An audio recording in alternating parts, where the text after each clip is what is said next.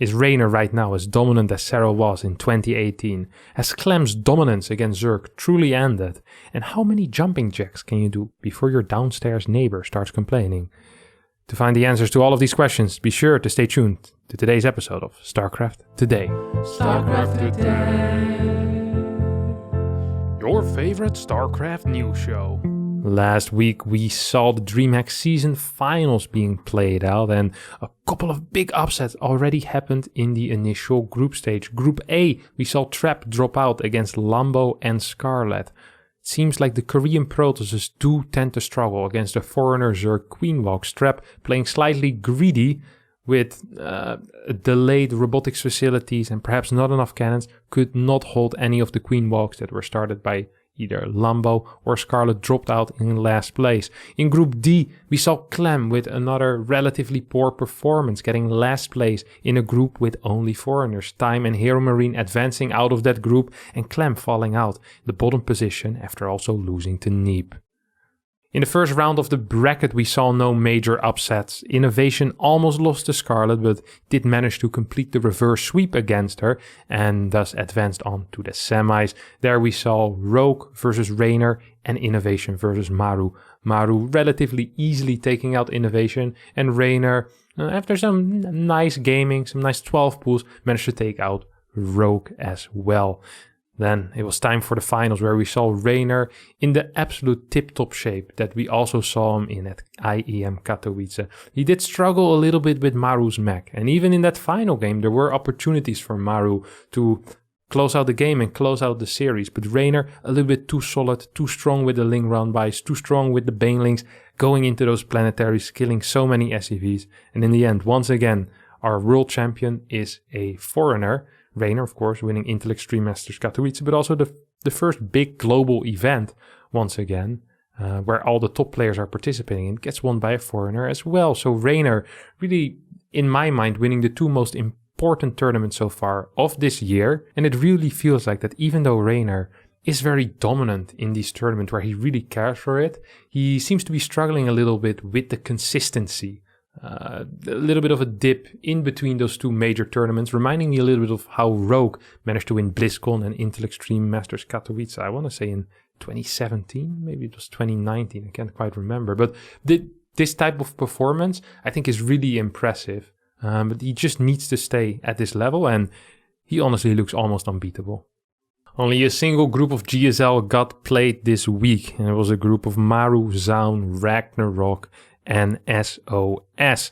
Two Protosses managed to make it out of this group, as Maru, after a probably very tiring night, it was the day after he played the 4-3 best of 7 against Reynor. The day after he needed to play this group, he didn't look to be in the best shape that he perhaps was the day before, looking a little bit weak against, actually already against Ragnarok, losing against SOS and against Zaun, meaning this is where it ends for Maru. Two pros do make it into the quarterfinals, which is very exciting. They have some Protoss representation as well. So of course, in the latest ESL Dreamhack Summer, there was no Protoss representation whatsoever in the round of 8. We still have Group D to come in the GSL as well.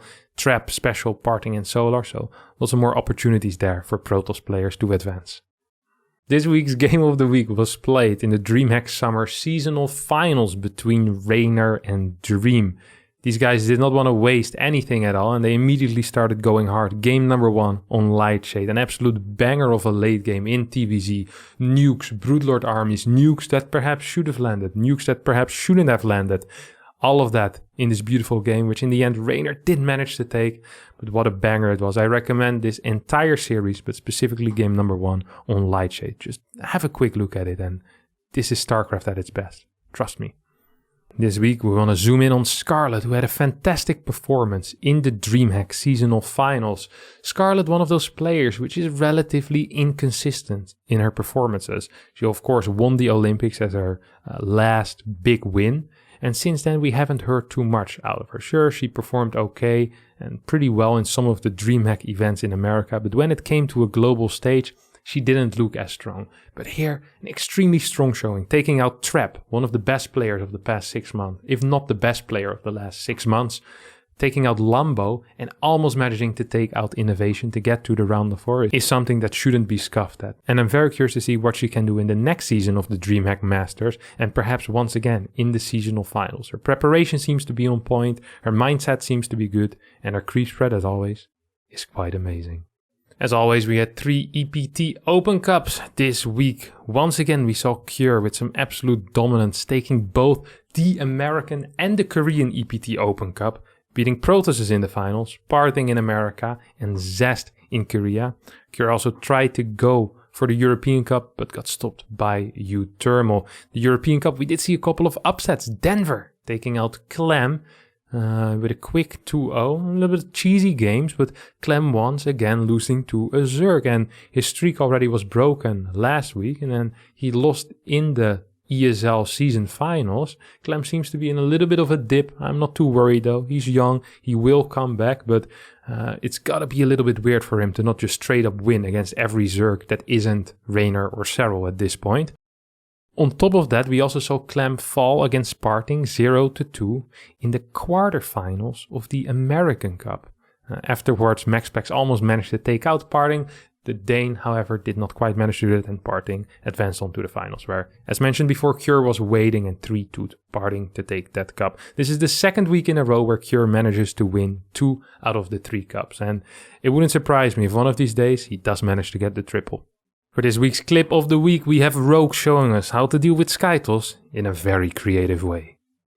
Kicks Rogue down a notch, especially because that 5th base wasn't exactly super quick for him. And in terms of gas, that's the main thing. Like, the gas is what's important here. How insane is this? The man is flying 8 queens into the main base of Nice. 8 queens and Corruptors are gonna try to put a number on these targets. Carrier pops, Carrier dies immediately. That's honestly an insane play.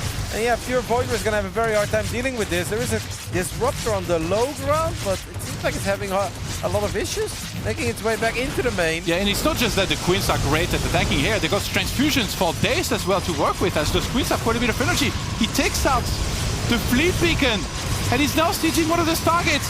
He's telling Nice, you have to engage it to me right now. One of those targets just comes out.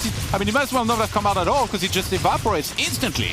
This is actually such a sick way to still get some value out of your queens, especially with this much energy, getting on top of the production.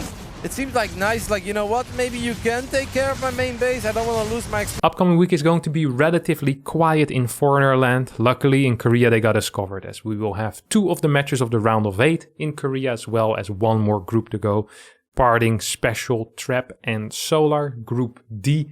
And afterwards we'll have 2 of the first quarterfinals being played as well. So there's going to be some exciting stuff happening over in Korea. In Europe, not so much. This is going to be it for today's episode of StarCraft Today. I hope you enjoyed it. If you did, don't forget to hit the like button. Don't forget to subscribe to the channel. And I'll see you all next time for a new video. Bye bye.